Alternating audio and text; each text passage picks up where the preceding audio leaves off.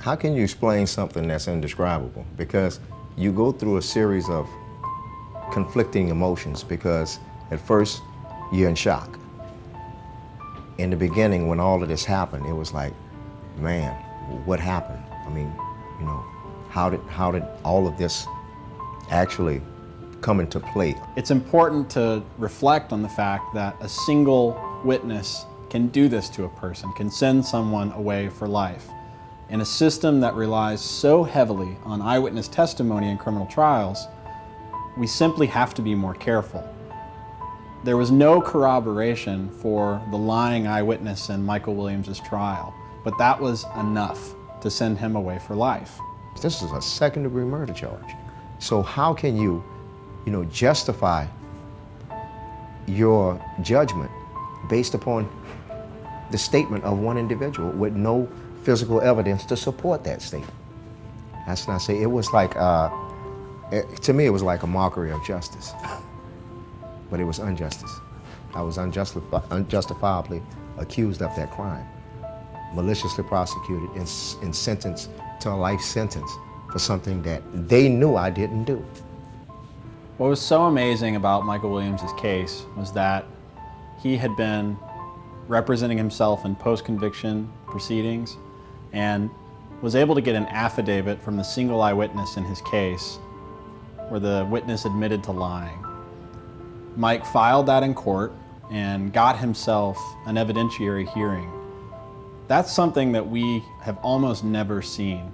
An uncounseled prisoner being able to get himself back into court for a hearing to prove his innocence. He said, well, we're with the Innocence Project New Orleans, we're up now. I said, oh, okay, cool. He said, don't worry about it, we got it. And it was like, it's like the planet just lifted off my shoulders, because here it is, in my mind, I'm ready to go to battle. I got my armor, I got my shield, I got my little, what I call my little master docket, so we can go through the procedural steps and nobody derail that. Because I've been back and forth through court so many times. Matter of fact, right at about 131 times. I can actually get off that, definitive concerning how many times I had been back and forth in the court. One of the most incredible things about Michael Williams' release was that he came out of Angola and into the arms of an incredibly loving family who were ready to help him and support him in all the ways that he needed. When I was released from prison and came home, the love, it never faded, because they've always been there to love me, to care for me, to support me, and help me to make the transition. Because a lot of people don't have that. And it's a travesty, to say the least. I wish, love was more readily available like that, but I consider myself one of the fortunate ones that had that kind of support base, that had that kind of love.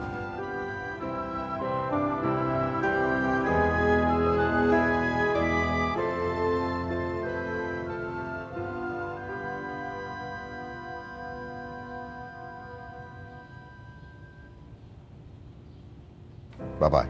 Love you. That's my son.